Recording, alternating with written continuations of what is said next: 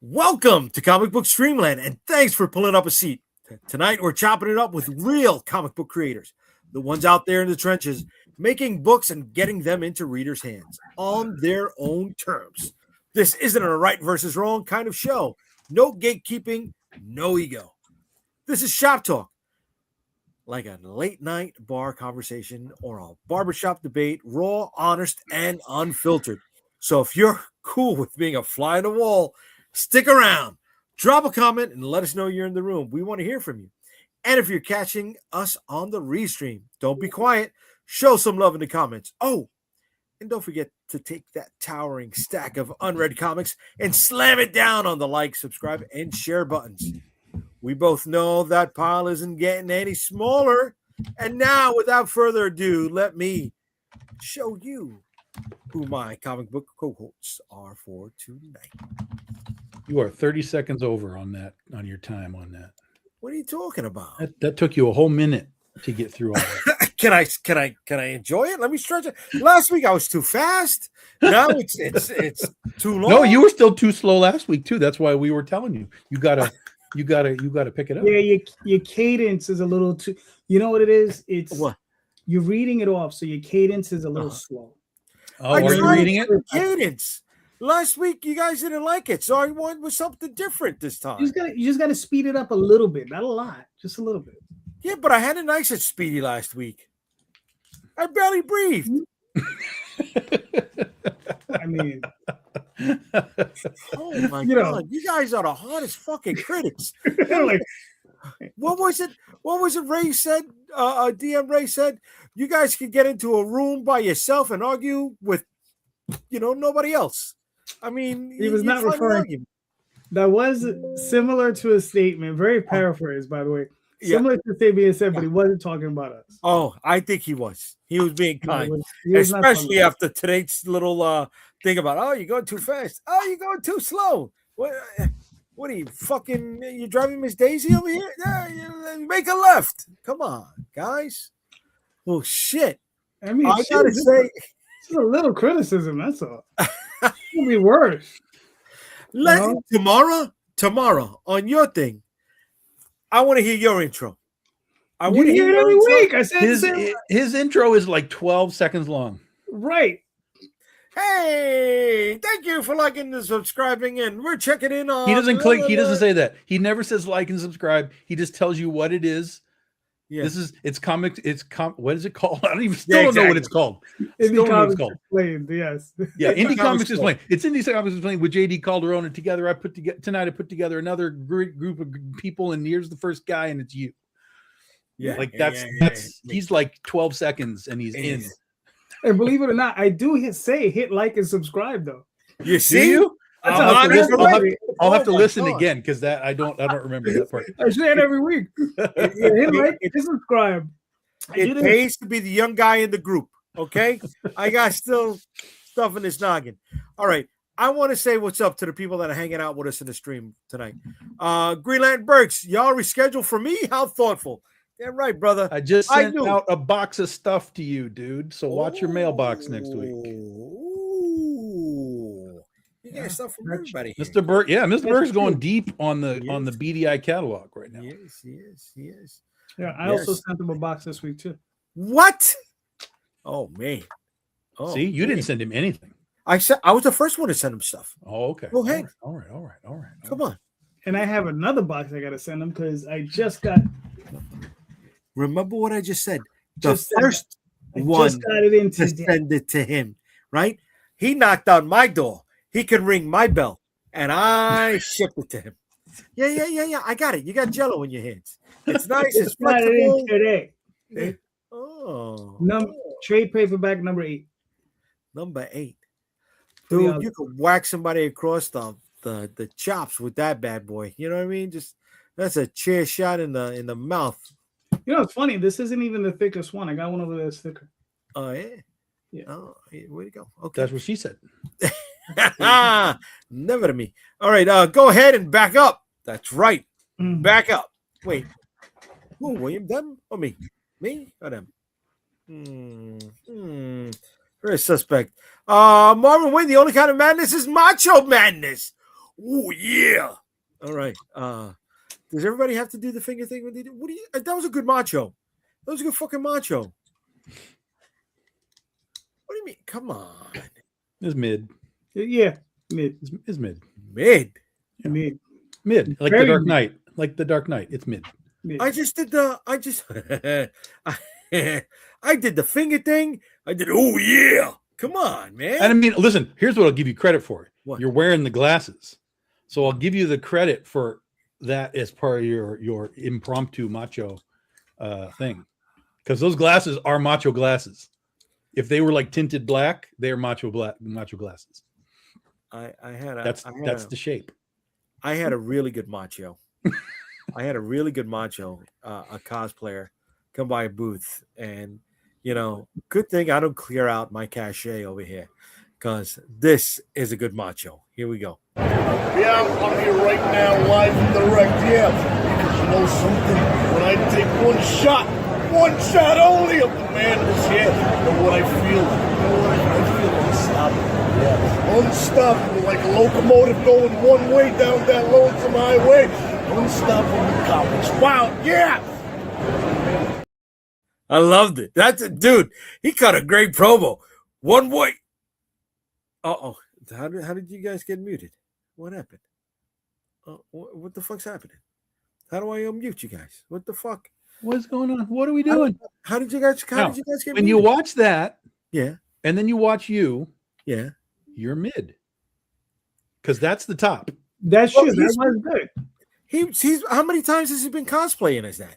Yeah, but that's what I'm saying. If you want to get to there, you got to work at it. Right now, you're mid, and if you want to be like that guy, you got to go harder. Mm-hmm.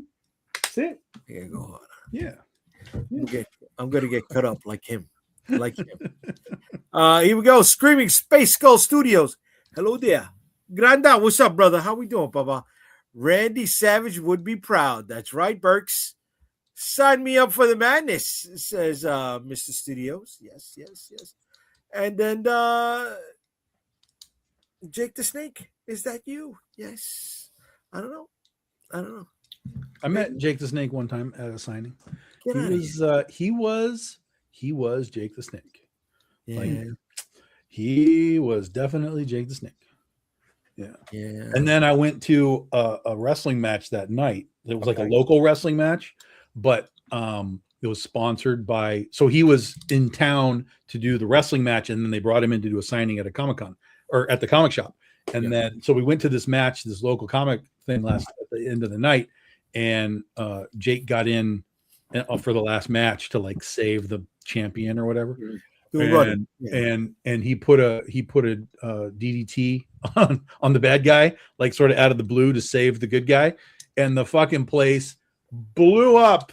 Like it exploded. This was not when he was like a young guy. This was like 5 years ago. He was old and coming back, doing his comeback stuff. So watching this dude in the ring, like put a legitimately good DDT on this guy. And then this whole place of like a couple hundred people just lost their minds and melted down. Like it was really cool. It was a great like moment to like see Jake, perform again, even though it was just that one fast move. So.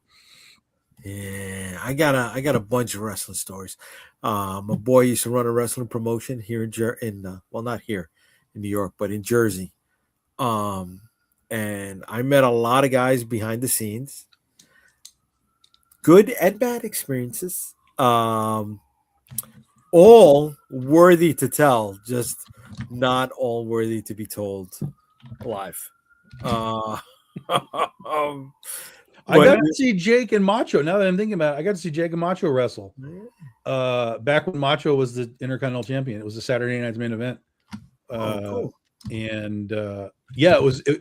What's funny is because I used to always watch for the TV guide, so you see if there's going to be one. Because they were very sporadic. You didn't really know when they were popping up back in the day. And so. I went to that one. It was like him, and it was like Hercules and Hulk Hogan, and like I don't know who else the hell is it? I'm trying to remember. Like the Killer Bees versus Volkov and the Sheik and whatever. So it was very cool. It was very fun. But it was Saturday night's main event, so it was filmed. And so when that one finally aired, it was a weekend where I was on a plane going somewhere because of my dad. So I never even got to see the action. I got to see the match. I was there, but it would have been cool to be able to like record that one, knowing that I was at that one. So I never got to see the actual, event, which was like, damn. Yeah. That sucks. I'm sorry. It was fun. It was fun. It was at the Los Angeles Sports Arena, a little dumpy place compared to what we get now. Yeah. Calderon, you have a wrestling thing that you were going to talk about too? No. Although I can throw in this, I was actually at the very first Raw taping. Oh, in the Hammerstein? Yep. Well, yeah. That's the place across the street from the Madison Square Garden? Yeah. Yeah. No, up the block in the road. Up the block. Yeah. Up the block. Yeah. Yeah. Because at the time, I think the tickets were like $20. Uh-huh. But it was open. It was open seating. So whatever. First come, first serve. First come, first serve. Yeah. We got in the front row. Me and my two friends. Get out of here. Yep. We were sitting within arm's reach of Vince McMahon and was it Macho Man? Could have been. Yeah. It might have been Macho Man. He was also recording with him. Because Macho was hurt at the time. Yeah. Yeah. I got to see Yokozuna in person. Nice. That man was huge. I mean, like inhumanly fucking big, bro. I got to see the Steiner brothers in person. Those dudes were impressive, especially Scott. Yeah. I got to see the Undertaker in person, and that dude just like I had my friend who was with me was 6'3", and like I'm around this guy every day. Seeing someone as big as the Undertaker scared me. I was like, yo, that dude is a little too big, you know. Yeah, so it was fun. Okay. Yeah. Okay. That's cool. No, so when which one? What is hell? I said it was loud as hell. Oh yeah. Well, that was the first one, dude. Yeah. That was the first one. There was a segment outside too. Did they play it on the screen inside or no? Did they do screen? I don't think there was a screen. I don't think there was a screen on the inside. Yeah, isn't that when they had the big fist coming out of the? No, that was SmackDown. SmackDown. Okay. Yeah. So my boy ran this promotion. He worked for WCW for a minute, and he got let go prior to them, a couple years prior to them going under. So he's running this wrestling promotion in Jersey. TNA was coming up, so they were able to get stars from TNA. So a lot of the young guys, but he had people like Roddy Piper. He had Canyon, Lex Luger. Yeah, who else did he have there, man? Oh my God, April Hunter, who is a big cosplay model. She's done a lot of Red Sonja. Yeah, dude. Those are some crazy motherfuckers, dude. Some crazy motherfuckers, man. What they're willing to do to get in, what they're willing to do to put fans in seats, and what they're willing to do. That's why they're more important than us at Comic-Con. Really? You just said what they're willing to do. What are you willing to do to be important at Comic-Con? I got no problem hitting one of the two of you with a chair if I got to a Comic-Con. Well, and that's what you have to do for your promoter. You have to tell your promoter, listen, put me next to this guy, and mid-con Saturday about 2:00, chairs are going to start, and we'll have a little, altercation, and that'll draw some attention to the convention. Oh, two Comic-Con guys power bombed each other in the middle of the con on Saturday. Well, here's the spot. Here's the spot. Okay. I got no problem hitting you with the chair, right? But it's going to lead to a spot where I take the hit. All right. I hit you with the chair. You don't bend over, right? You don't double over. You're like, you cringe. You wince in pain. Now I set up the chair and I pull an RVD where I take a running spot, right? You haven't run in what? Kidding me? I 10 run all the years? time, bro. I run all the fucking time. Come on, kid. Matter of Wait, fact, wait. Did you say you run all the time? yeah, I run all the time. That is true. There's a lot of Dunkin' Donuts on his route. Oh, Fuck okay. yeah, there is. All right. So You got to get there for the fresh ones. I only got to tell you like 2 or 3 steps, bro. Right? I take 2 or 3 steps off of the chair. Right? I Off of use the the chair. chair. This to is leave- there's no chance you can jump on a chair. Bro. There's no chance. Come on. No. Bro, follow me. Follow me. Right? Now, here's what you do. Right? You pull a Samoa Joe where you walk away. You just walk away. And I go flying onto the table of comics. Boom. Bust that shit in half. You know what I mean? Come on. Calderon's popping for it. Calderon, you're popping for it, bro. You want to see it happen. You know, listen, man. Listen. What? Your wife, Glenda. Yeah. I know she loves you dearly. Yeah.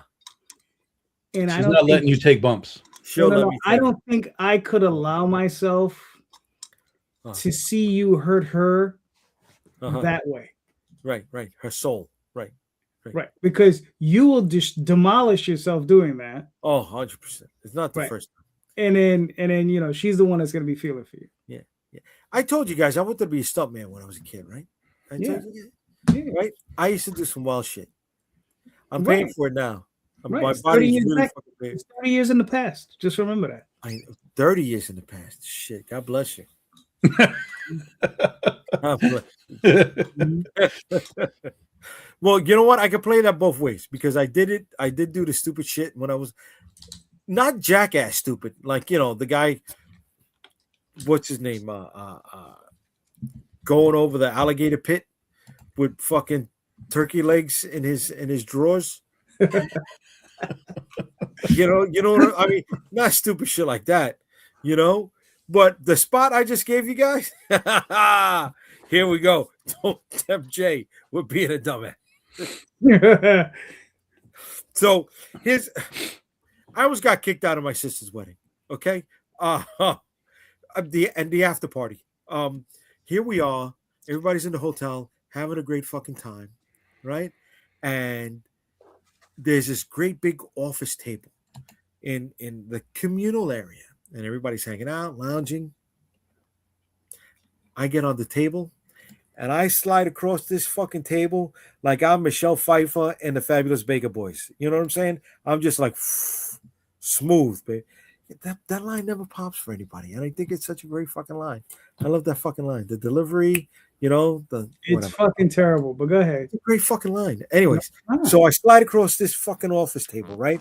Like, boom, and there we are, and I'm like, we're inside, and even though there's not a window in sight, everybody's about to see a full moon. You know what I'm saying, bro? I'm ready to jump on this table and drop my drawers. Just bang, right? Cheeks all over the fucking place. Then I got my sister, and she's like, no, don't do it, right? Here I am, used to that. It's my sister. She's been saying no her entire fucking life when I want to do something stupid. Ha! That's nothing. She calls my wife, and she tells her, go get your man before he does something stupid. And here I am. I'm ready because I got my brother-in-law and his brother and the guys all egging me on. I'm like, haha, joke's on you. I don't need anybody to make myself look stupid. I can do it all on my own. So it's coming. It's coming. But then they brought out the big gun. They brought out my mom. And that was like the Bermuda Triangle of no, between my mom, my wife, and my sister just telling me no. I was like, I'm going to catch it. So nobody got the moon that night. But it was coming. It was coming. You know? I can't do it at a Comic-Con because I don't want to be denied coming back. That's how we make our money. But at a wedding, shit, I did flash dance at a fucking wedding, right? I took a picture of one on the goddamn dance floor. I arched my back on the chair, and I poured that shit all over me, man. Look at I used to have a body. We used to look good, bro. We used to look good. All right, here we go. Back to the comments. Just remember, the word is used to. Back to the comment. Well, I used to practice gymnastics, says Screaming Space Skull Studios. But now the most athletic thing I do is go up the stairs 2 at a time. You have to acknowledge the time has passed. We do not. We go for it. RVD is still doing weird shit, guys. And he's like pushing 60. No, I think he's over 60 at this point. Okay. Yeah, but he's been doing that his whole life. So his body is, it's older for sure. Yeah. He knows how to take the bumps properly so that he can keep going. I mean, look at Ric Flair. Ric Flair just had a fucking match. He's 80 years old. He retired. What are you talking about? No, he just had a match like a year ago. Yeah. Who was the other one? Not Dory Funk. It was the other Funk brother.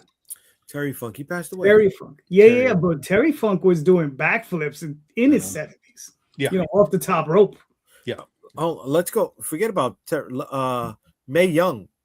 Oh, yeah. Another one. Took a power bomb off of the fucking, I don't know if it was the top rope or the apron, to the outside of the ring.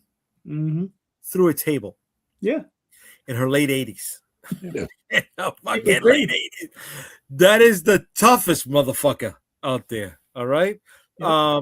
Here we go. The missus is saying, and knowing all of this, I still married him. That's right, baby, because I'm sexy. Yeah, girl. She knows. She knows who the moneymaker is. Come on. This put him right. Come on, baby. Jay, you did not invite me on this show to vomit. I think I want you to. Terry Funk had 107 retirement matches. Yeah, Marvin. There you go. Yeah. All right. So we got all the talk about Bob Lazar and his statement that we may not be at the top of the food chain. What? You know who Bob Lazar is? No. The UFO guy who supposedly has all this Area 51 knowledge about aliens and so on. And Bob Lazar, he's been doing these things for a long time. And he just did an interview where he was like, we may not be at the top of the food chain, my friends. Besides the medication he's taking, where else can he corroborate this evidence from? You got to look into Bob Lazar. It's a long story. Long story. Yeah. Okay. Okay. Okay. What's gonna eat us? We're not, because the aliens, the lizard alien dudes that are coming. If we're in the Serengeti, we're gonna get eaten by the lions. If we're maybe. If we're deep in the slowest one will get eaten by the lions. We're gonna get eaten. That's you, Jay. Sorry. I beg to differ. Because I'm cutting your Achilles. Whatchamacallit? The if we're in the Pacific, the great white is the top of the food chain. So yeah, man. No, that's the orca. Yeah. The orca travels that far down, shot? Orca is around the world. They are the top of they are top of that. Yeah. Okay. I didn't know. I thought they were just limited to the poles. Yeah. No. Okay. Yeah. All right. Fuck it. Yeah. Way to be. And orcas are bitches too. Like they will just fuck around with their food and just like slap seals around and just be like, ha ha, Well, what else are you gonna fucking do? What is there to play with? They don't got hands. You know what I'm saying? But they literally play with their food, is what I'm saying. They will fuck around instead of normally you'll just like get it, like whap, and then eat it, right? Yeah. But they'll fuck around and just like slap stuff into the air and basically laugh at it and go do it again. Play with it before they eat it. It's crazy. Of course they can. Of course they can. And then what's wilder is you'll find like humpback whales will come save seals. They'll come let the seals like get on them, like on their fins and stuff, and get away from the other whales. I like that. So they're not getting humpbacks are the Captain America of the sea. It's crazy. Yeah. Legit. Yeah, it's crazy. Nature's crazy, man. See, so we're not the top of the food chain. We're not. Certainly not when we're in the water. No, definitely not. Hello, jellyfishes could take us on. And the mini ones too, right? The little dark blue ones. You're not going to do a power bomb, but the power lets you hurry to the ER. That's right. Yes, it does. Rosario's doing RVD moves to the lion. I'm dying. ain't gonna happen, bro. You get that's the equivalent of a cat snatching a bird out the air. That ain't gonna fucking happen, bro. Yeah, I saw the videos of them throwing penguins into the air as well. Okay. And Kenneth Starks, hello, Kenneth. Dan, what's up, Dan? How we doing, bro? Hope your campaign's doing well. Hope you funded, Dan. It's kind of crazy to go back and look at the movie Orca now, like 50 years later now, and think about what they were saying and doing in that movie that was seemingly sort of like that's not fucking real. And then you see now what's happening. Like that movie was really on some shit. Even if they were making shit up, it's like that shit is like legit now.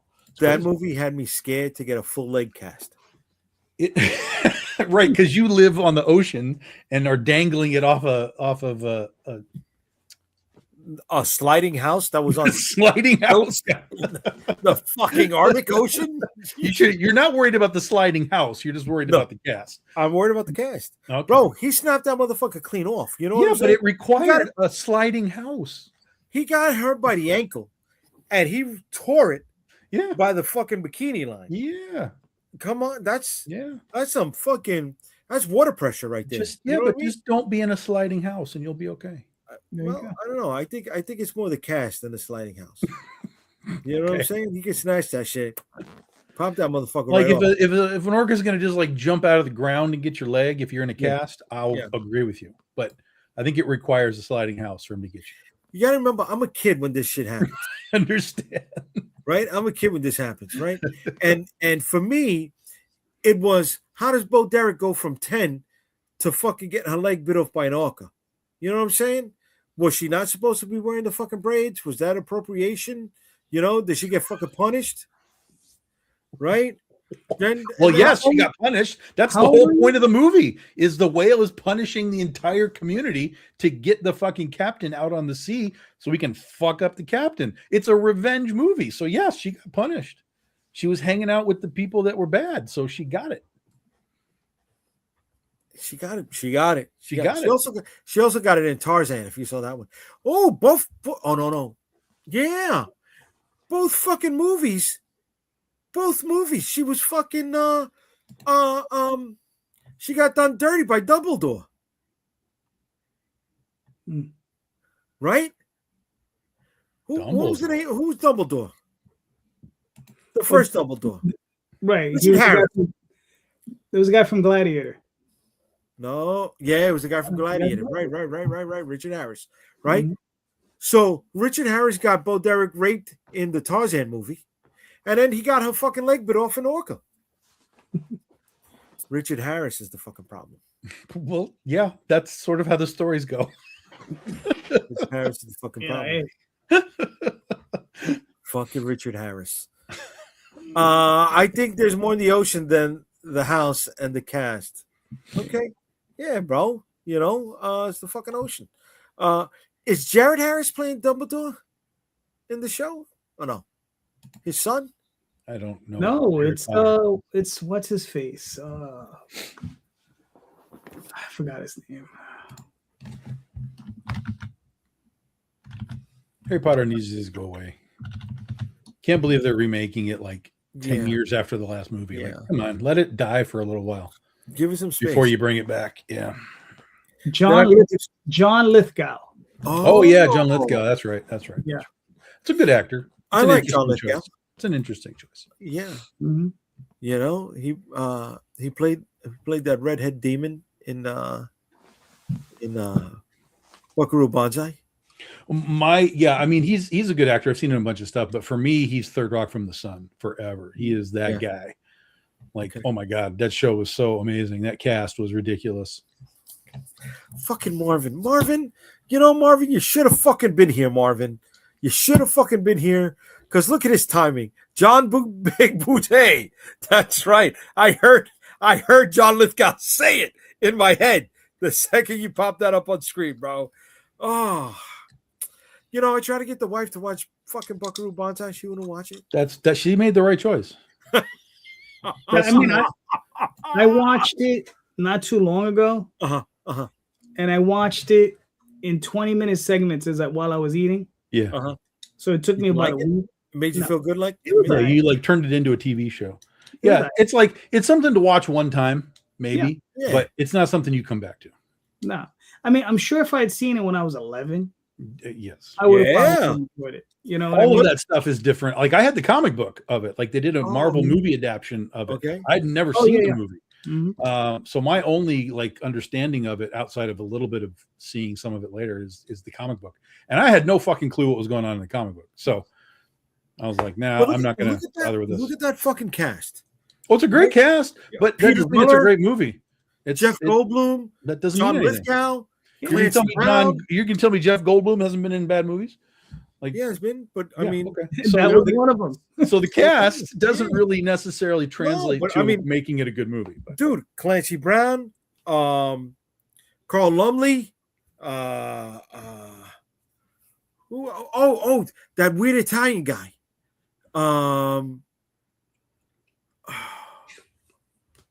That he was one of the ghosts from Ghost. I don't know. With Patrick Swayze. It's not a good movie. It's not a good movie. It's not a good movie, but not nothing. You know, when you can have fun with it, I can accept that you want to watch it, but just as long as you agree that it's a bad movie. Like I like bad movies, and I'll tell you this is a bad movie. Yeah, but I get a little nostalgia vibe out of it or whatever. I get it 100%. What bugs me is when people are like, "This is such a great fucking movie," and I'm like, "No, it's not. Enjoy it, love it, but accept that it's not." Krull wasn't good. Krull wasn't good. Krull is a good movie. No, it's not. Krull is a good movie. Yes. I don't know. Break the tie here. Krull is a good movie. Again, I'm not talking about like peak. Oh my God. Again, no hype. Krull is a good movie. I never saw Krull as a kid. Yeah. I tried watching Krull probably 2 or 3 years ago. I could not get 15 minutes into it. Yeah. And I had to let it go. It's a hard watch. But I understand. I like when did you first see it, Tom? Were you a kid? Oh, it would have been like when it was on like HBO and shit when I was a kid. Right. So you were like 10, 11. Right. So I understand that. But I can look at, because Buckaroo Banzai and that were similar sort of eras. But you didn't see Buckaroo when you were 10, did you? No. I didn't. Right. I didn't. But I didn't want to. Like I knew it was on, right? But I chose not to. Like something about it already was telling me I don't want to be here. Yeah, that's fair. Like The Sword and the Sorcerer, right? The cartoon or the live action? No, the live action movie. Yeah, the live action. Sword in the Stone. You're thinking Sword in the Stone. Yeah, you're thinking Sword of Stone. Yeah, Sword and the Sorcerer. That's where the demon sorcerer rises up. He rips it. He opens up his hand, and the chick's heart flies out of her chest. Hey, listen, for me, that movie is incredible. I love that film. Okay. People sometimes say, "Oh, it's a shitty whatever," and I'm just like, "That's fine," But it's like, you have the scene where the guy's he's in a dungeon, he has a sword, and he's standing there, and he's like surrounded by a group of guys, and he's standing there going, "Who dies first?" That's fucking classic for me, right? Because I saw that when I was 10. All right, you know what I saw when I was 10? Shit, younger. Caveman with Ringo Starr. Yeah. Lila Alzado. Yeah. And this has defined my humor for all fucking time. How big is your humor? Huge. It's you should get that looked at. Well, as long as it's not, so as long as it lets me sleep at night, they can operate on that, man. Then I lose out on my creativity. I don't want that to happen. But it's like they carry the dinosaur egg, right? Mm-hmm. And they drop it into a fucking and the lava thing, and it turns into a fried egg.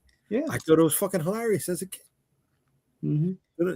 There was that, and there was a moment in the Bruce Willis show with Sybil Shepherd. Moonlighting. Yeah.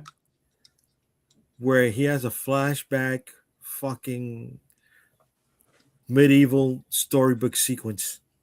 And he comes in riding the horse. And on the saddle is the BMW logo. And he's got on shades, a Kango, and a saxophone instead of a sword. Like, that was fucking hilarious as a kid. You're easy. You're real easy.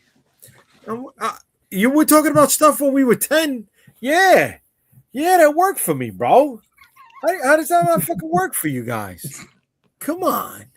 I wouldn't have begun to care about seeing any of that. No, it wouldn't have done anything for me. Guys, I mean, this is the foundation of everything. It's the fucking 80s. Yeah, it's the 80s. Yeah. 1981. I was watching Cannonball Run and great movie. Never saw what was behind the velvet door.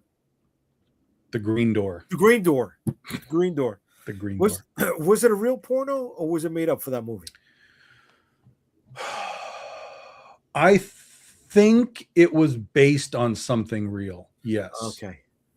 I don't remember specifically, but I think it was supposed to be a nod to something real. Okay. Yeah. Okay. Great movie, Cannonball Run, bro. Yeah. Great fucking movie. No Calderon? Yeah. Okay. Yeah. No, I agree. I like Cannonball Run. I enjoyed it. Both of them.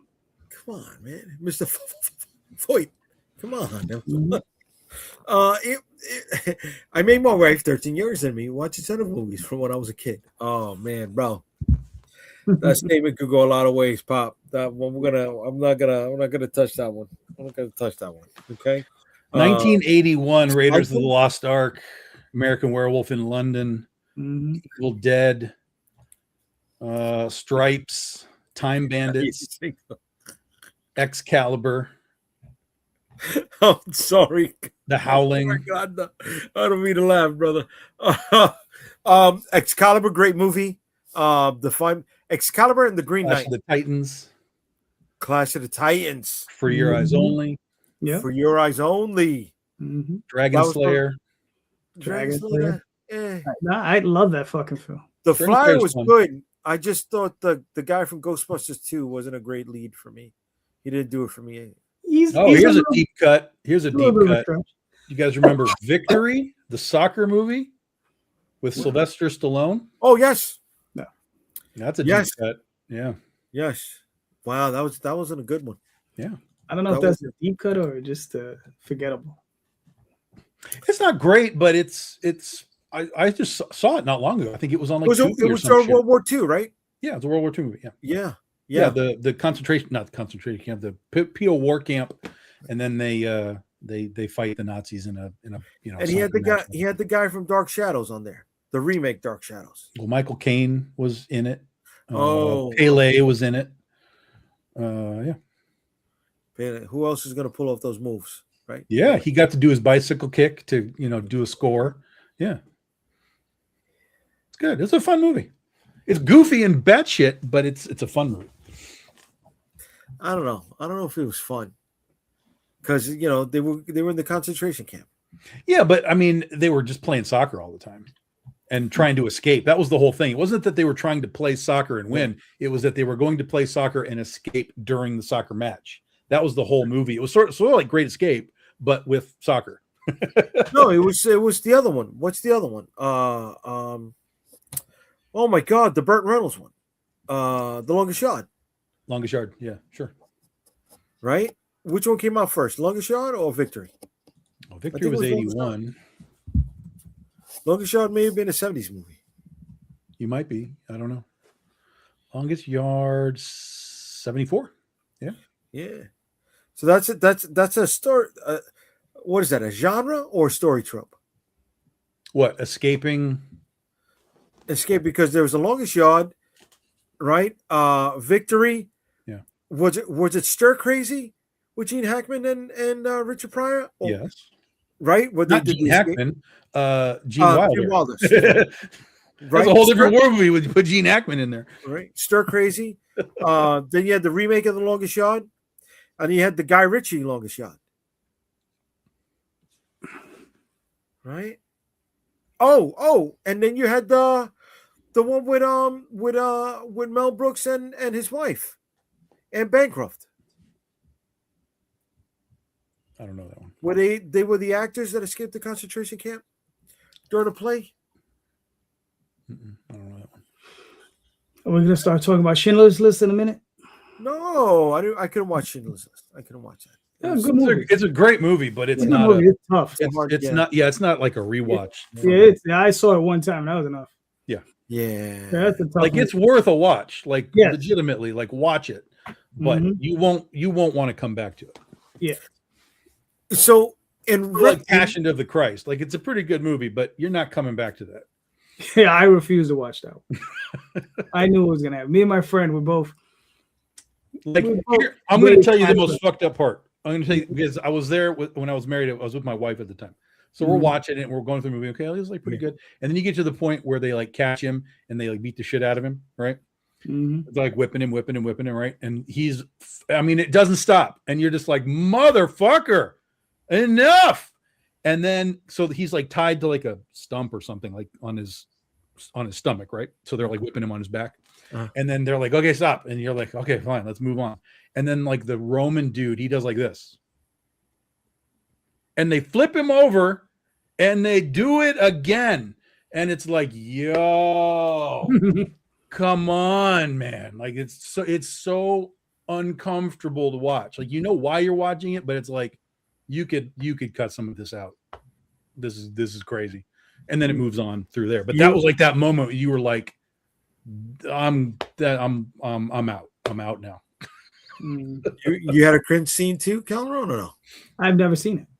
Oh no? Okay. No. I knew a friend of mine. We were talking about going to see. We were like, I don't fucking feel like crying for 2 hours next year.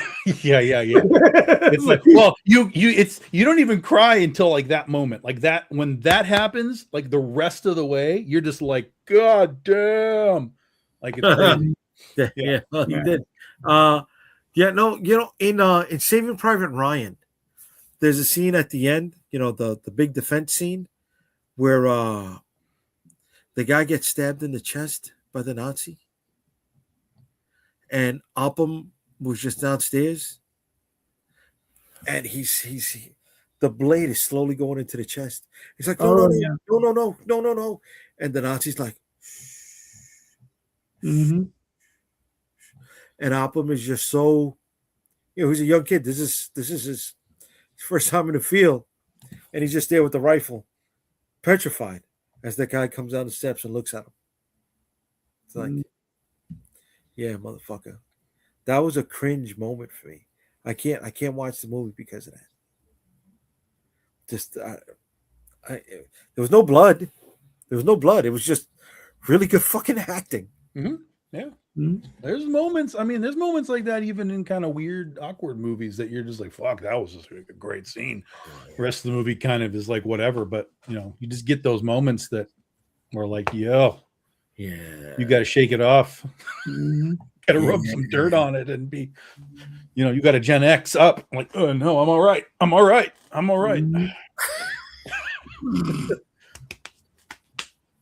Back on the street. Let's go. They just catch you out of nowhere. You're just yeah. Like I could take all the fucking torture porn from Saw. You know what I mean? Right. Yeah. Because there's no emotion to it. It's there's no emotion. You're just like, oh, she got thrown in the needles. That's kind of sucks. Woo! But you're like, all right, I was in a movie with that guy that tossed her in the needles. I did a movie with him. He was a cool dude. He was all right. But yeah, when he tossed in the fucking needles, I was like, how's she gonna find all of them? You know what I mean? How's she gonna pull them all out? my mind goes Hitchcockian, right? Beyond that moment, it builds up so much fucking more. And I'm just like, listen, it's not a joke. We all know to this day, Willy Wonka is a straight horror movie. It's a horror movie to me because kids die from eating candy. You can't tell me no. But so I see where you're coming from, but I watched it as a kid and I was unbothered by these dipshits being offed by whatever was offing them. I was like, yeah. So, No. The kid I was like, yeah, was drinking chocolate milk.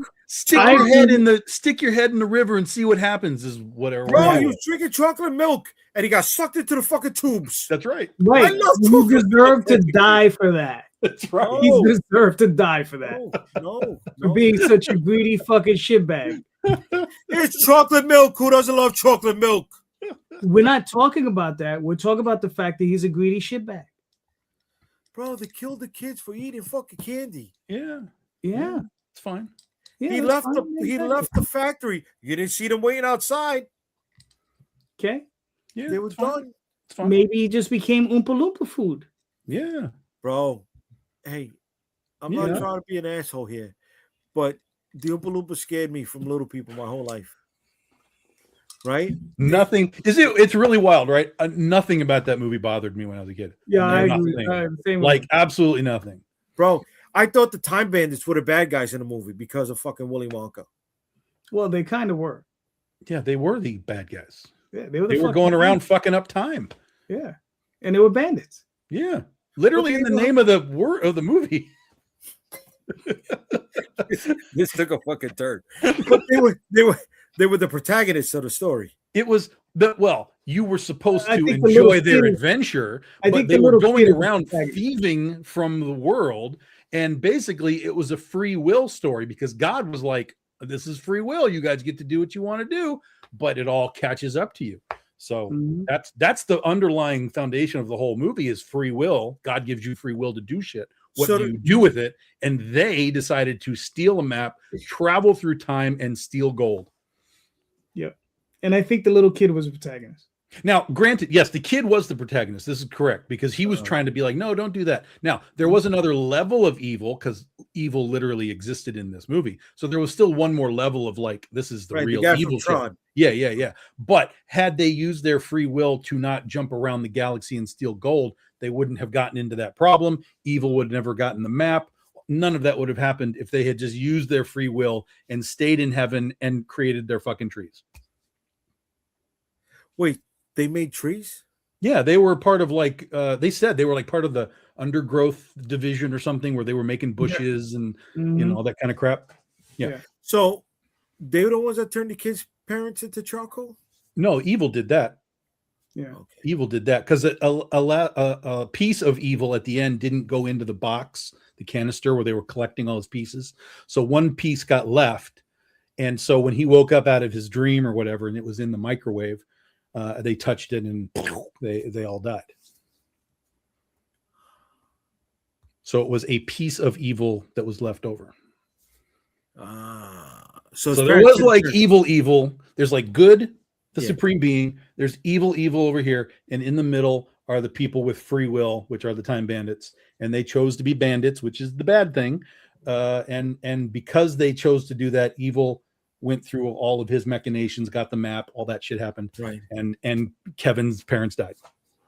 So thanks to the Time Bandits, Kevin's parents died. I was right to be scared of them. Yeah, they were fucked up. Mm-hmm.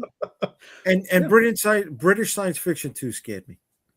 British science fiction is weird, man. Doctor Who and stuff. Yeah, it's weird. Yeah. It can be weird. Yeah. I don't know if it was like this where you're at, but Calder, you remember Doctor Who used to be on PBS over here? Yeah, it was PBS for us. Yeah. Oh, it was PBS. Yeah. And it was. I remember watching the Tom Baker Doctor Who with the scarf. I remember watching that. Yeah. The scarf, not a lot, but I have a little. The black draped curtain rooms. It was like they couldn't afford a set, man. It was. They were. Well, yeah, I mean the Daleks, the little thing was just a freaking toilet plunger. I mean, yeah. Are you serious? Yeah. 100%. Wait, a toilet plunger or a toilet brush? Toilet plunger with the little circle at the end. The plunger. Yeah. That was just a toilet plunger. Yeah. Are you fucking serious? Yeah, that's 100%. Yeah. Oh wow. Okay. That's not like a new thing. Like they use that stuff all the time. Like in episode 1, the little communicators, those are Bic razors. You know, they repurpose shit forever. Like this, take something and paint it silver, and it's now something else. Shit. The original pretend. Yeah. Okay. All right. Fuck it. Oh, here we go, Marvin. You stole fizzy lifting drinks. That's when they had a burp to come down from the ceiling, right? That's it. Yeah. Yeah. So, it's that built my whole fucking creative shit, dude. What I was scared of, that, The Shining. Your dad wants to kill you. That's how I took the fucking movie. Your dad wants to kill you. I took it by being bored out of my fucking mind. Like, is anything ever going to happen in this fucking movie? And it just, nothing ever happened. Oh my God, bro. Yeah, I hate that movie. I've given that movie way more opportunity, including recently in the past handful of years. Like, okay, I'm 50 fucking years old. Let me watch this movie again. Let me figure out what the fuck is going on.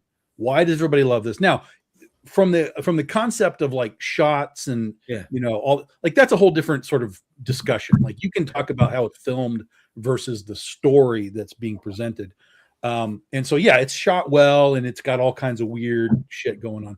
But as far as like telling a story from like, this is how we start, this is where we end, like, it is boring as fuck. Now, once the guy goes crazy and something's actually happening, it's intense. Shelley Long is great. All of that's really good.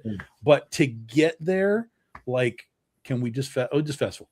We don't need this. Come on, my favorite thing was the little kid, Red Rum. That's good. There's little moments. But it's not enough to be like watching 2 hours of this thing. I never want to see that movie again in my life. Okay. Not at all. Yeah. I'll watch the finale, right? I'll watch the finale with you. Tell me you're at at the end and I'll watch the finale. Did you see Dr. Sleep? Oh, I lasted 20 minutes and I was out. We watched it. I like Dr. Sleep. 20 minutes is all I got. She killed a kid in the first 30 seconds, bro. I was like, this is not for me, man. What the fuck? Have you not, didn't you see what is it? Drag Me to Hell? Yeah. Drag Me to Hell was fun. That's a fun movie. Yeah, they fucking drag a kid to hell right in the first 5 minutes. I don't remember that. I remember it was like the Spanish style house, right? That had a balcony around the second floor. Yeah, it was a little Mexican family, and the little family like got cursed by some witch, and they dragged his ass to hell. Like in the first 5 minutes of the movie. Once I saw that, I was like, everybody's fucked in this film. I don't remember that. Yeah. See, but not necessarily, right? Because I thought the exact same thing when I watched Alien versus Predator 2. Because in the first like 15 minutes, an alien face hugger takes a kid out, whap, takes him out right in the face. Right. And I was like, oh, all the rules are gone. Like there are no rules in this movie. And then all of the rules returned. And it was this garbage pile of a movie that was shot so dark you could barely see anything. But so not always. It's a good sign if they're breaking rules. When they kill a kid in the first 5 minutes. Yeah. It's a good sign. It's a good movie if they kill little Timmy. Because if you're willing to do that, the doors are all open. Anything could happen, right? But sometimes you just use that as like a I'm going to give you something, and then.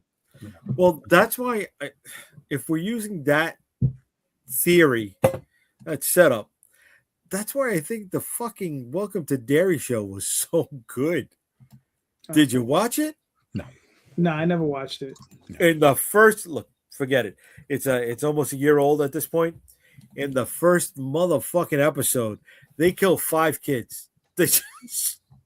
Are they relevant kids? Like, or are they just like some random kids died? They are relevant throughout the series. Okay. They're relevant to the lore also. Okay. All right. That's fair. Yeah.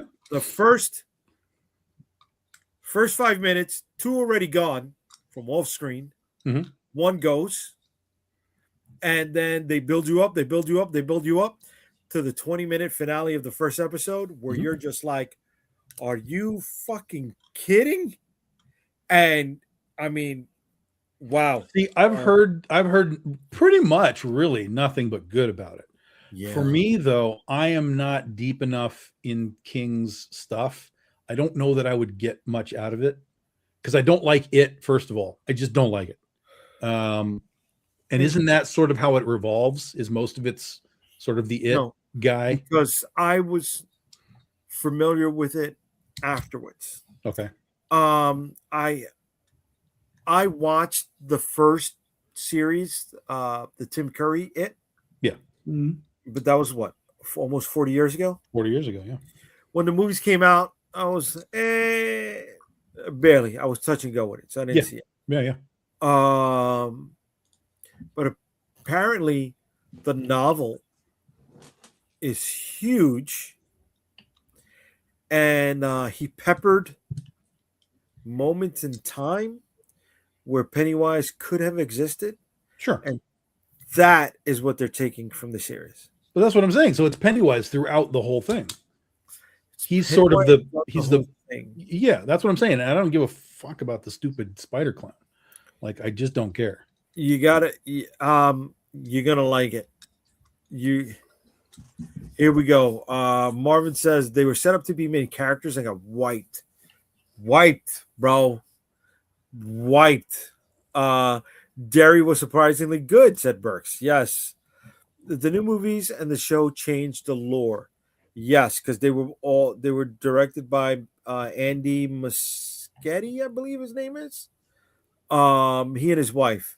So yes, it resets things. So if you're watching this, you're good. I wouldn't have any context of how it all. You don't need to. That's what I'm saying. I think that's the plus for it, is that I'm not deep in it. Right. So whatever they told me, I'd be like, yes, that's fine.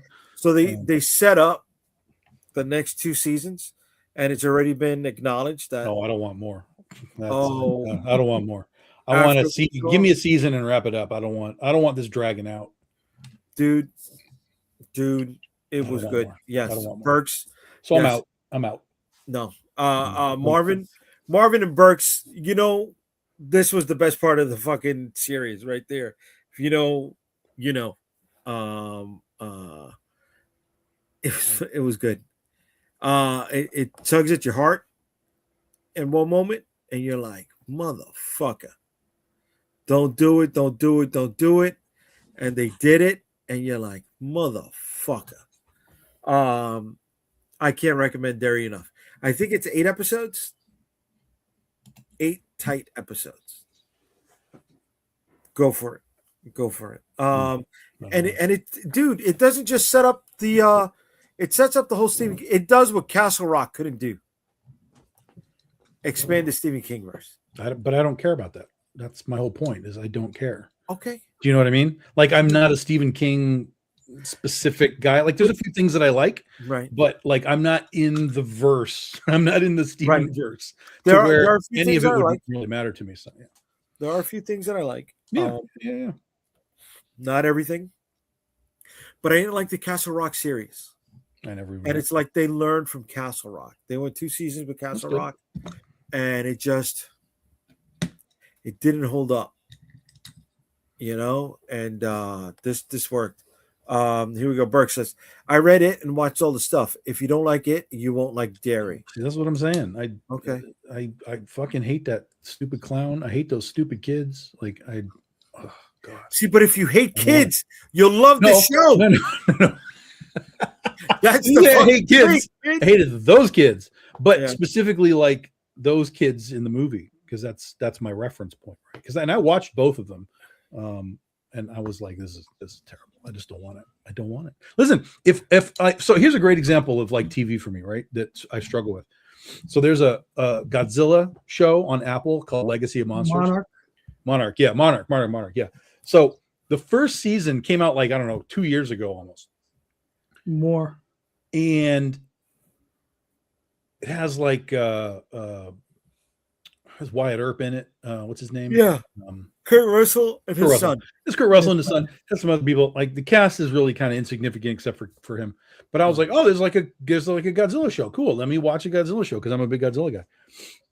I watched 4 episodes of that fucking shit and stopped. So I was like, I don't want to be here. This is a terrible fucking show. And it's a Godzilla show. Yeah. And I hated it. I mean, I legitimately hated it. And I only just recently came back to it because I canceled all my stuff. But it's on Amazon now. You can get the first season on Amazon or whatever. So I was like, all right, let me finish this up. I thought there was 8 episodes. There was 10. I was like, oh my God. Oh my God. I was literally fast forwarding through every episode, waiting for something to happen. And like, nothing fucking happened. Episode after episode after episode. I'm like, these characters are shit. This story is terrible. Finally, at the end, like the last 2 episodes, things kind of like, all right, here's some stuff. We'll give you some stuff. You've survived 10 hours of this show. We'll give you some stuff. And I was like, all right, that's fine. But this is the most painful show, considering again that I'm a Godzilla fan. If you made something that is in the context of what I love my whole life, and you made something that I can't watch, that is unwatchable, holy shit, you did something really, really wrong. Really, really wrong. So if I can't watch that and I love Godzilla, how am I watching Derry and I hate it and the foundation that it lies on? I don't think there's a way that I can. Calderon, he's here telling all of this without forgetting the first rule of Tom. What's the first rule of Tom? I don't really care what the first rule of Tom is. I enjoy Monarch. Terrible. I really enjoy Monarch. Hold on. First rule of Tom is Tom hates everything. Come on, kid. Right. Tom hates terrible everything. Fucking show. All right, here's the thing. I understand where it's frustrating because as a Godzilla fan, you want to see more of the monsters. Right, that's what we're really there for, right? Well, we tolerate the people parts in any Godzilla film. Yeah. You know, we tolerate them, but this one has an abundance of it, though. There's a huge backstory between daughters, sons, a father who abandoned his kids, their kids trying to hunt down their dad hunting down monsters, the legacy that ties their grandmother into it. And these other relationships between what is it? The soldier guy from what's his face's son, and there's all these other side stories, a lot of subplots, but we really just want to see the monsters. Well, let me put a different spin on the whole thing, because you're not wrong that there's a lot of story. The problem is it's fucking boring. Like nothing is going on except for a lot of the 60s stuff, or 50s, I guess. Right. 50s stuff is where there is actual, legitimate. We're dealing with the Hollow Earth. We're dealing with all this stuff. The future stuff or the present stuff, those kids are fucking irritating. All of them are fucking irritating. I mean, they're terrible. All of them are terrible. Well, so when you're flipping back and forth all the time. Yeah, I just found myself being like, I don't want to listen to these people. I like the young Japanese girl when she's being aggressive. When she's being pensive, she's irritating as all hell. She's just like backing up and like, oh. When she's doing that, she's really irritating. But when she's being aggressive, I actually like her, because you could tell she's like you could just tell, like, she flips a switch as an actress, and then like she gets into that role of being mean and doing something that I like. The dude, her brother, he's always seemed like he plays like he's the type of character actor that just plays the same character over and over again. Mm-hmm. Very, very mid-tone, never over the top, just whatever. His girlfriend just might as well be dead. Like they just. She could be headless and they would have been dragging her by her feet through the whole fucking thing. It didn't matter. Yes, because like, who fucking cares? Because she's boring as fuck. Yeah, you're both. If this had just been we're telling the Monarch story in the 50s and it was more coherent, I think I would have liked it more. But all of the flip-flopping and the terrible present actors just threw it off for me. So, do you guys wish they continued the Millie Bobby Brown storyline in Godzilla, or no? They did. She wasn't in the last one, but she was in 2 of the movies. She was in Godzilla versus Kong.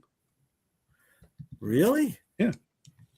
And she had nothing to do for the whole fucking thing. So, no, I didn't need any of her and her friends, because all she did with her friends in that entire movie is travel from America to China in an underground magnetic tube that popped her out in Mikey Godzilla's lair, where they dumped some whiskey on a computer. Like that was their entire story, is let's get them somewhere where they could pour some whiskey on a computer and shut down Mecha Godzilla. I was like, this is fucking lame. But right. They had okay. But they were in it. Yes. Yes, I remember, because they picked up the conspiracy theorist guy. Right. Yeah. And then he made it into the 3rd of those movies. For some reason. Like, I don't know why that guy's in there either. I don't like him either. Because Bobby Brown didn't test well anymore. Well, they have nothing for her to do is the problem. I mean, they write something for her to do. Like, she was fine as the kid in King of Monsters, but then it's like Finn in Last Jedi. You want Finn to survive his battle with Kylo? Okay. Write something for him to do besides going on a fucking side quest to watch horses race at a casino so you can rescue a guy who supposedly can break into a Star Destroyer. Like, no one cares. This is stupid. Yeah. So, write something for them to do, and then you're fine. I got to pitch him at a convention. I want to pitch him. Pitch who? The guy played Finn, John Boyega. You want to pitch him? I want to pitch him. How do I pitch him? Pitch him what? To champion this. To champion this in Hollywood. You go pay $800 for his autograph. Yeah. Or however He much wants 800? No, probably not. But I'm just saying they're all very expensive nowadays. You go pay his thing and you go, hey, thanks. Here, let me give you this. And, you know, maybe you'll like it. And here's my card and whatever. That's it? That's all you can do. Right. That's all you can do. I mean, barring you get an actual pitch meeting with him, which you can contact his agent and do it that way.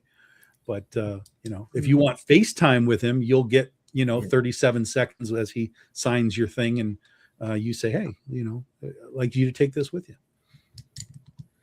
Yeah, I want to do that. To be honest, I'm sure he's done it, but I've never seen like a listing of like, hey, John Boyega is at our Comic-Con. I've never seen that happen. He was at MegaCon. That's why. Was he at MegaCon? Okay. He was at MegaCon. So why were you not there? Because I didn't know John Boyega was there. He just like shows up. He's like, I'm here. Yeah. Put me somewhere. Mhm. If he's at San Diego, I'm going to go hang out with Tom. Yo, I'm going to go to John Boyega line. No, you don't want to do that. The Star Wars Pavilion is nonsense. You'll be in lines for your entire life. Shit. Yeah, not going to happen. Nope. Not going to happen. I don't want to stay an hour away from the fucking convention center driving. Fuck that. It's funny. I mean, we've always stayed within. There was 1 year 2 years. I think we took the train. Okay. Yeah. Couple. That's what you should be doing because it's cheaper. Right. We did that, and then a few other times we were within walking distance. We would, further up. Like you can stay in Mission Valley, which is like what they call Hotel Circle. You can stay up there. It's much cheaper. It'd still be expensive for that week, but it's much cheaper. And they have train access that'll just take you right down to the convention center. Right. And back. Yeah, these are right in front of it. Yeah. Yeah. How far away? Or if you wanted to drive, it would probably be about a 30-minute drive, depending on traffic. But yeah, I mean, Jesus, why would you want to drive? Because then you got to park. Yeah, the parking is the problem. It's not the driving, it's the parking. Yeah. Mm-hmm. Okay. And they hit you with event prices over there. Oh, sure. Of course. Yeah. Of course. I mean, it's just, And there's a lot of parking in the city because you've got the stadium there and stuff. There's a lot of parking, but when you're talking about 150,000 people you're that gonna are pay. just attendees showing up, much less their families and whatever else is going on in the city, it's just brutal parking. So unless you're going to get a hotel in the city and just valet park your car and walk, you can do that too, but it'll be at least twice as expensive. Where are you staying this year? I'll stay at Mission Valley. Mission Valley. Yeah. Calderon, you do San Diego again? Oh, no time soon. How'd you get all your shit out there? What? I would ship it. You ship it? Yeah. Yeah, dude. I would ship. Dude, my shipping bill for San Diego, and mind you, I was working at FedEx, so I got it at half off at the time. It was ship it ground. I was still paying $200. Oh, that's not that. I kill for $200 shipping. Dude, no. Yeah, but that was in 1993. Right. Well, that was in from 2003 to 2008. Damn. And I was getting 50% off. So, and I was already paying $200. Damn. So the bill originally would have been about $4 and change, probably about $440. Damn. Yeah. You're not gonna make money. You're not gonna make your money in that fucking. Oh well, see the thing is that at the time I was print brokering, so everything was paid. Like that's where I was really making my money, and we spent so much money on printing. Like we would put it on credit cards and stuff, so we would get Sky Miles, so we'd fly out there for free. Gotcha. And then so that didn't cost us anything, and then we would have like 6 friends join us and we would all stay in the same room. But even then, it was like $300 or $400 a person. Jeez. With, $300 or $400, and you get a pillow on the floor. we had the 2 double beds, plus you got a rollout, and then you have the couch that was also a pull out. Sometimes we would have a guy sleeping on the bed in the bathroom, but it happened. Yeah, when I was with Aspen, the one year, I always had that bucket list of I'm staying at the Marriott right next door. And so one year, Aspen had a hotel there, and I was like, I'm staying here. I'm staying in this room tonight. And they're like, well, that's the air mattress. I was like, give it to me. I'm air mattress and it's fine. Really? And so I had the air mattress right next to it. So there was so many people in that room. It was ridiculous. And there was multiple air mattresses, including one guy on the balcony. Like there was an air mattress. They just put it on the balcony. But I was like, I have fulfilled my bucket list. I have stayed directly next door at that Marriott. So yeah. I remember one year I was out there. A friend of mine was working for the Wizard magazine, and he was working for the advertising department. He was like, yo, you wanna come to breakfast at the Marriott? Yeah. And I was like, sure. So Daphne and I went to have breakfast with this guy at the Marriott, him and his friend. And, we're just sitting there bullshitting, whatever. And he stops. He's like, yo, are you at all interested, maybe ever getting an ad in Wizard magazine? And I was like, possibly. He was like, all right, cool. Wizard magazine will cover the tab on this bill, on this breakfast. I was like, thank you. Wait a second. It wasn't an American a continental breakfast buffet? No. What?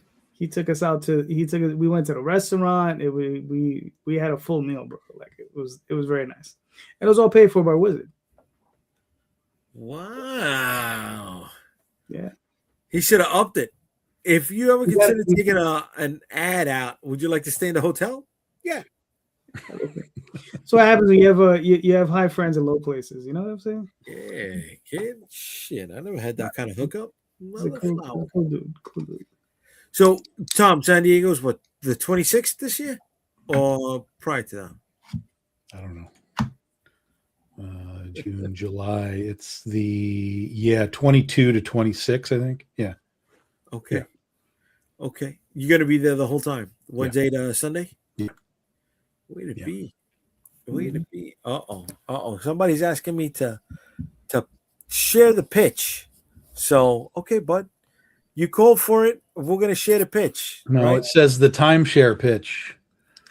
Oh, the time. Not time to share the pitch. Oh my god, my fucking prescription, babe. I need new glasses. Those Macho Man glasses. They're from the 80s, man. You got to get something new. I like these glasses because they got the stretchy for my fat head. It flips open, man. I got a fat dome, bro. But listen, it's the frames. It's the frames. You got the Macho Man frames that are like goggles. Frames. These are the Tony Starks, buddy. These are the Tony Starks. Okay. Yeah. Right. I can see that. I can see that. Bro. I can see that. You just don't know how to do your beard like the Tony Stark. Oh, I could though. Give me 20 minutes. It'll pop in and I'll just do a nice little trim. Okay. I get a 5 o'clock shadow every 2 hours. Mm-hmm. You and I said, I don't know how long it takes you to grow the beard, but Caldone's been trying to grow it since you were 16? That's as far as you got right now? I know what you're talking about.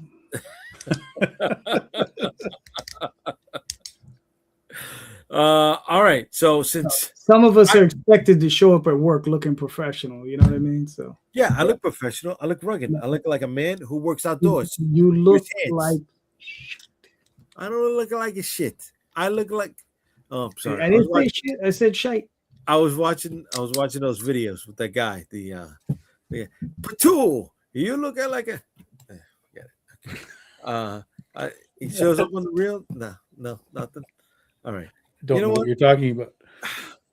He's an Italian guy. He got a thick accent. And he goes, Patul, and then he does a curse word in Italian. And that's funny? I think it's funny. Well, He's even got it stitched onto his little scully. I like the guy. All right. Anyways. Is that caveman humor? No, that's not that caveman humor. It's different. That's a different kind of humor. But something that doesn't contain that kind of humor is Tom's Ostology going on right now. Oh. Look at that, Tom. Why don't you break it down for everybody? 11 days left. 15-year anniversary of The Legend of Oz, The Wicked West. This is 3 stories, so it's our BD 16 anthology, right? But it's called the Ozthology this year because it's all Oz. 3 stories: Overman Anu, The Glass Cat, The Silver Princess. So there's tons of new characters, tons of new artists too, that are working for us for the first time. So Samir Samau and Donnie Hadiwija and new colorists and just all kinds of crap. So it's really, really fun and it looks really, really good. So grab your books now. And then we'll be getting back into the regular Legend of Oz probably the end of July. When I get back from San Diego, we'll probably launch the next issue in the series. But until then, we've got our anthology for you. Wait, B. So this is the Overman Anu story? Yep, Overman Anu, Glass Cat.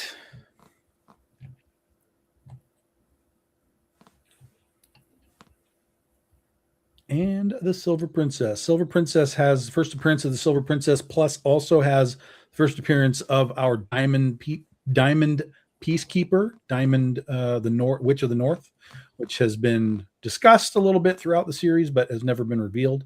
So we finally get to see the Diamond Peacekeeper as well. So this will be a cool story. Very nice. Yeah. Cool. A couple of stretch goals unlocked, variant covers, awesome art, awesome artists. Grab a few books, get them in your collection. These are all self-contained stories too. So if you haven't read any of the Oz series, you can just dive in and you will be fine on all of these stories. There are connections to the series, of course, but none of it you won't be lost with any of it. We give you all the background you need if you're coming into this fresh. Look at that. All right. You know, my platform has the ability to put books in demand, guys. Yeah. It's not a false statement. It's not a false statement. It's happened at least once. Yeah. Gotta make it happen again. Make it happen again. All right, so these are the foils. Yeah, there's foils and metals. And then if you want to dive into Big Dog Ink extra stuff, we've got some of our other series available for add-ons. You can try out other books, trade paperbacks, some of our previews, single issues, all kinds of stuff. So lots of Big Dog Ink stuff to go with your Oz stuff. Way to be, brother. Way to be. You still got 11 days. Yep. You're funded. Yep. You've unlocked 2 stretch goals. Yep. Way to go, kid. Yeah. Way to go. All right. And I'm going to put the link in the comments for anyone who is interested. Oh, my God. Can you flick here? Jesus.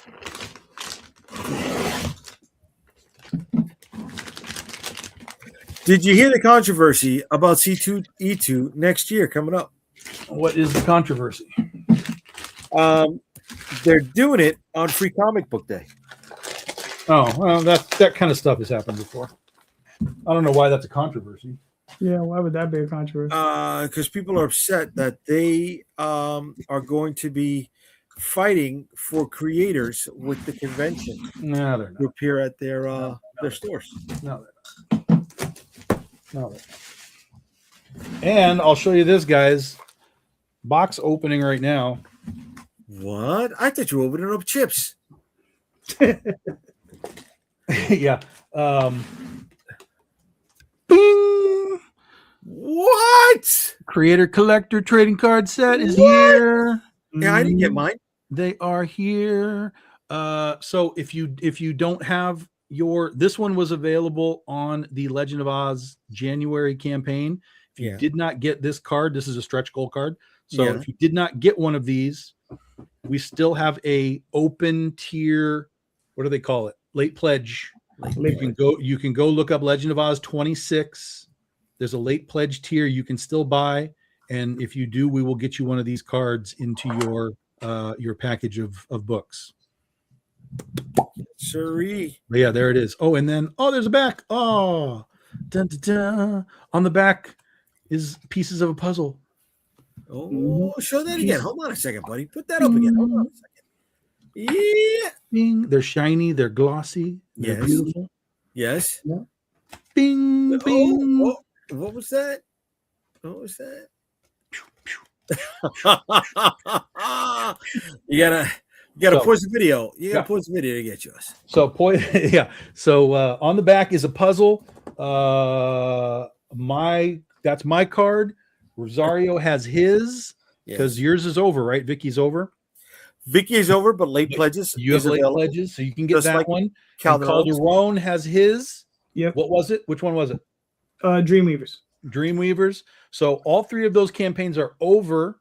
But if you want all three of those cards, which is part of a 9-card set that will have a puzzle on the back that connects together, if you want all three of those previous cards, you can late pledge to all of those campaigns and you'll still be able to get those cards. And then my next card will be in May 22nd for Goth Day. That'll be where my second card comes in. And then these two guys will have another card. And then Marvin Wynn is going to have one. Yes. And Rob Moltari is going to have a couple. So that'll round out the 9 throughout the whole year. Mm-hmm. All right. And I'm putting those links in the comments for anybody who wants to get their hands on them. Yeah, boy. While I do that, BMD Nerd chimes in and says, funny, this doesn't look like a Friday night. No, we had a very sad night. Well, I had a very sad night. I had to postpone it till today, buddy. But thank you for chiming in and hanging out with us. One of these days, I'll buy another book from the Big Hutch. I got the first Goth Day back in 21. Way to be, kid. Way to be, BMD Nerd. All right. Well, there's 2 more Goth Day books, and we will have another one in May, this year in May. Ooh, all right. So I just put Tom's in the comments, and I am dropping Calderon's in there now as well.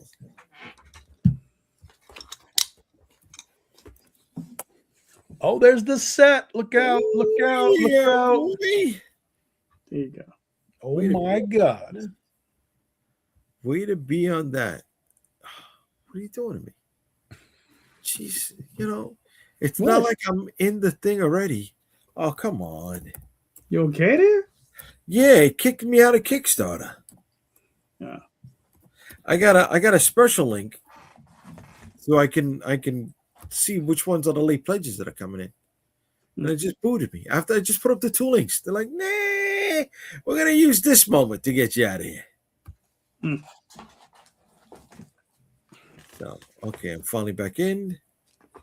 Let me pull up this link. All right.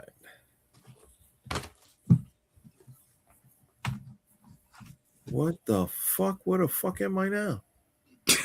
You okay? You having a senior moment again?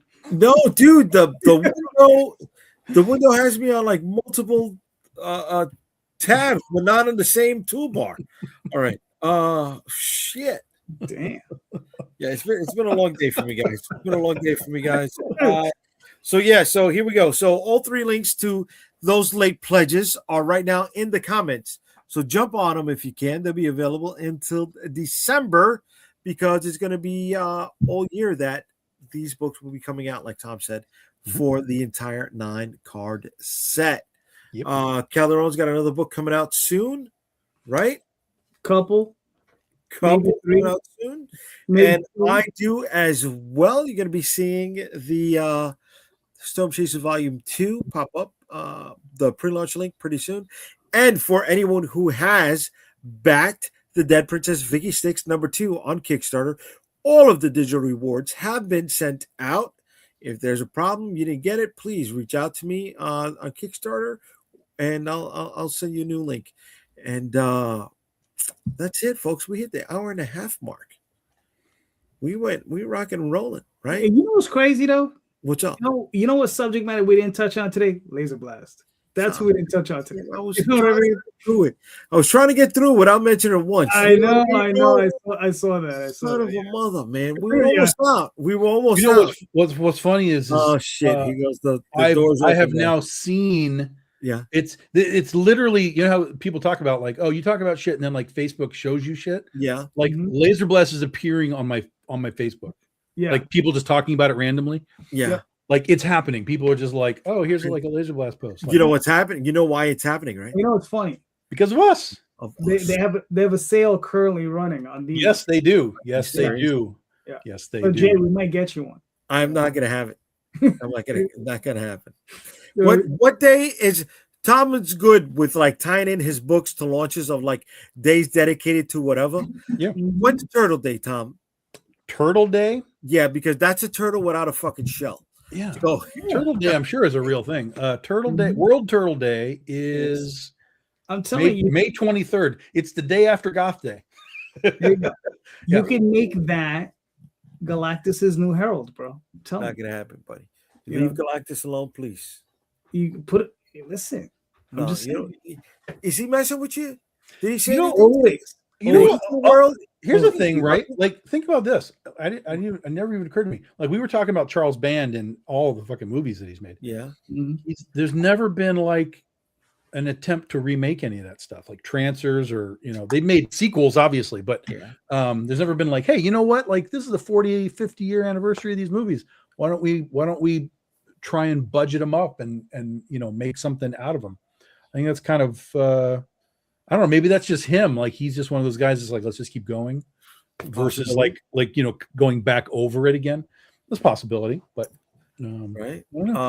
Maybe he doesn't see the money in it. I don't know. Well, that's possible too. It's possible too. How close are we to working our way up to getting him on here? I don't know. I'll shoot him a message. What's up with? But let's start at the bottom. Isn't your colors at the bottom of the book? At the bottom. We can't get the colorist on here. Where's the colorist? Why aren't we starting at the top and working our way down?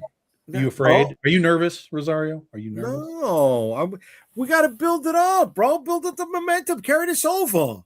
You know what I'm saying? You don't want to be a bunny rabbit busting your wad too quickly, bro. Come on, earn the steps. That's why they're with us. Burks, I want to thank you, Burks, for hanging out with us this long, right? Because, I mean, at this point, I got to say, you're locked in with us. Yeah, you really are. You're locked in with us. You don't give up on us. You're always in the comments. You're buying our stuff. I appreciate that. A few weeks ago, he made a comment where it was drop day. It was the day. Damn. You guys were one-upping each other with all the Laser Blast merch you had bought. I have disappointing news. Oh, what is wrong? Our good friend from Laser Blast, Kim Milford, the star of Laser Blast, he passed in 1988. Oh, yeah. I'm sorry, Kim. Kim was a guy? Yeah, Kim Milford, yeah. Okay. I was just looking him up to see how old he was. He was born in 1951, so he died when he was in his 30s. Yeah. Crazy. Congenital heart defect. Oh. Complications following open heart surgery. 37 years old. Oh wow. That's why we've never seen him before. Again, he was doing Rocky Horror Picture Show on stage. 74, 90, 97, 2005. Oh, he's just on the soundtrack. But yeah, so in 74, he was Rocky Horror Picture Show, Los Angeles cast. Look at it. But go back to, that drop day for a moment. Burks came in the comments and said, for anybody else who's watching this for the first time, they're going to be lost like a mother. But for people who have been with us for as long as Burks has, this is one of the greatest episodes ever. Speaking of long-time viewers, has anybody heard from Michael DeFonte? Not for a minute, no. He hasn't shown up in any of the feeds. I hope he's okay. If anybody knows Michael, reach out to him. Hope he's good. He was going to be launching a book soon. Cheryl Smith has passed as well. She passed in 2002. And she was one of the turtles? No, she was the girl in Laser Blast. She was the girl in Laser Blast. Okay. Oh my God! Oh, look at this. She was in Logan's Run as a background. Yeah. What else was she in? Anything that we would know? Laser Blast. She was in none of these things. She was in a lot of B movie stuff, but yeah, she passed in 2002. I'm guessing, yeah, she was. Sorry. I wish you well. And Roddy McDowell, of course, is gone. Roddy McDowell's dead? Yeah. Roddy McDowell was in the movie? Yeah. See, this is where we have to question whether you've actually watched it or not. Was he one of the turtles? Oh my God. I remember the movie. I saw the movie. It was a tough fucking movie to watch, man. It was a tough fucking movie to watch. Like, he was a zombie from the neck up. You know what I mean? Well, yeah, of course. Eventually, he got there. Eventually, yes. Mm-hmm. He was They normal couldn't for a minute. afford the makeup for the chest. I mean, come on. Did they think they were going to do this in black and white and get over it like the Night of the Living Dead? Night of the Living Laser Blast. That is a movie. Now you're crossing over. I'm writing this down. The Laser Blast guy. Somebody finds the Laser Blast gun and starts shooting zombies with it, and then the aliens come and they're like, but he's doing good with the gun. So what do? Do we join him and fight off the zombies, or are we off this guy because it's our job? That's a good comic. Could we get sued for that? Of course. Why? Because Laser Blast is a protected IP. Yeah. It's a parody. Well, it's a parody if you treat it as such, but if you call it Laser Blast, Night of the Living Laser Blast, that's trademark infringement, that kind of stuff. Because then if you have the Laser Blast plus you have the gun as it would be, you would have to just parody it up. Yeah. You couldn't have necessarily turtle guys unless maybe they were like actually turtle guys, but then you might run into Ninja Turtle problems. Because this came out predated it. Yeah, but they weren't turtles in Laser Blast. So I'm saying if you made them actual turtles, like anthropomorphic turtles, you might run into turtles. But they're not. There's no shell. There's no, you know what I mean? They're alien turtles, but they're not turtles. So this is what I'm saying. If you go to parody mode, like if you assume, okay, the aliens are turtles without their shell, great. If you go to parody mode and you make them actual turtles, now you're running into TMNT visualization type of stuff. So you might run into problems there. So there's, you can parody it. Yes, you can parody it, but you would have to make sure you are really deep in the parody. Yes. And you would not be able to use the term Laser Blast because that's trademark. Damn it. Okay. Yeah. Damn it. Taser bang. I don't know if that rings, bro. I don't know if that rings. See, now, but if you called it Taser Blast, you might be able to get away with it. That kind of stuff. Because that's what they would do, like with Mad Magazine. Look at how Mad Magazine would treat it. And then you can I can't even say. No, if I say it online, it's protected. If I say it live, I can protect it right now. Night of the Living Laser Burst. They upgraded it.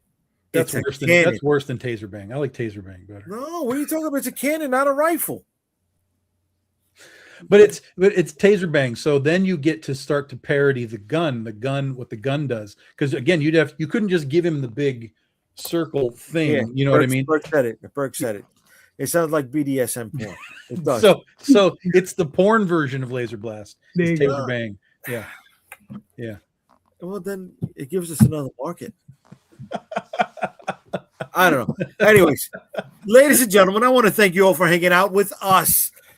Comic Book Streamland is a part of Unstoppable Comics. So if you want to find the links for it, not on YouTube, just head on over to unstoppablecomics.com where you can find Unstoppable? Unstoppable. That's what I said. Unstoppable. You said untoppable. I'm going to make a company called Untoppable. Oh. Mm-hmm. The first book going to be Taser Bang? Yes. Yeah. For Yes. sure. For sure. Untoppable is good. Mhm. Anyways, so if you will find anything else more about Comic Book Streamland that is not on YouTube, head on over to the Unstoppable Comics website. Sorry, dude, we didn't get to the show's question.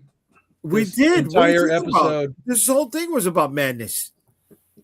But I didn't know you had a question. It was a joke. joke because the guy who's like, "Why didn't you even answer the question for the show?" I know. Like, Listen, I hope we didn't lose that guy as a viewer.